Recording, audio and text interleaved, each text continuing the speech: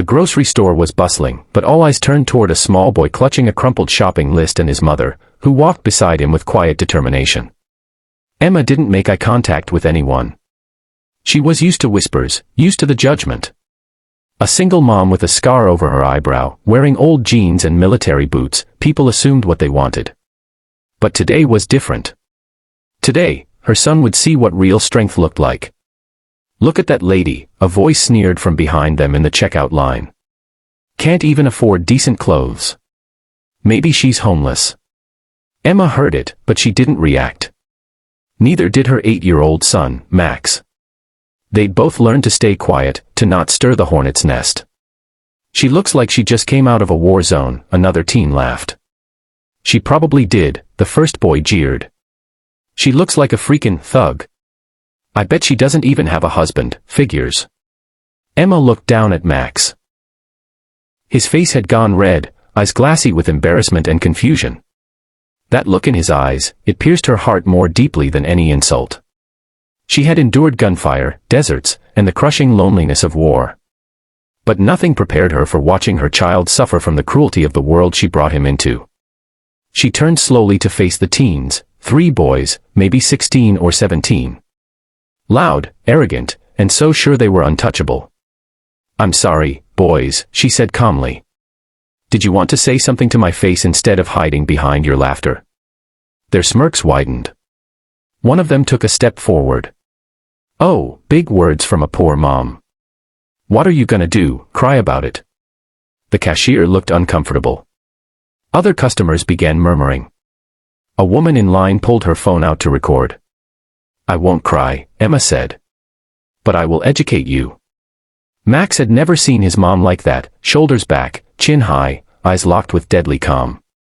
The air around her changed. The boys suddenly hesitated. That flicker of confidence melted when she reached into her purse and pulled out something unexpected, a small, weathered leather ID. She held it up. Staff Sergeant Emma Torres. United States Marine Corps. 2 tours in Afghanistan. Bronze Star for Valor.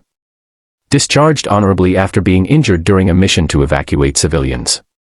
And I still know how to handle threats. The store went quiet. One of the teens chuckled nervously. "Yeah, right. Lady, just because you were in the army." Then her eyes found something under a tipped-over chair, its leg, snapped in 2 during the struggle. She crawled. She grabbed it. Then Ana Reyes stood. "You think a nurse doesn't fight?" she growled, shocking even herself. One of the thugs laughed. "You're crazy." "No," she said, tightening her grip. "I'm tired." They lunged. She swung. The chair leg cracked across the first one's ribs. He screamed and dropped. Another tried to tackle her, but she ducked, spun, and jabbed the wood into his thigh. The last one hesitated, just enough for her to slam the broken edge into his stomach, driving him into a medical cart. They weren't used to someone fighting back. They weren't used to a woman, a nurse, standing up. They stumbled out the door, limping, bleeding, and yelling curses. She stood trembling, the broken chair leg still clutched in her hand like a sword. Afterward, hospital staff emerged slowly, stunned. Cameras caught it. Security finally returned. Police arrived too late. But by then, everyone already knew what happened. Anna didn't speak much about it. She didn't want praise. But inside, everything changed. Days passed. Then weeks. Patients whispered her name. Kids made drawings of her holding the broken chair leg like a superhero weapon. And something began to shift, not just in her, but in the hospital. Other nurses stood taller. Orderlies walked with more pride. Even security started staying at their posts again. And Anna.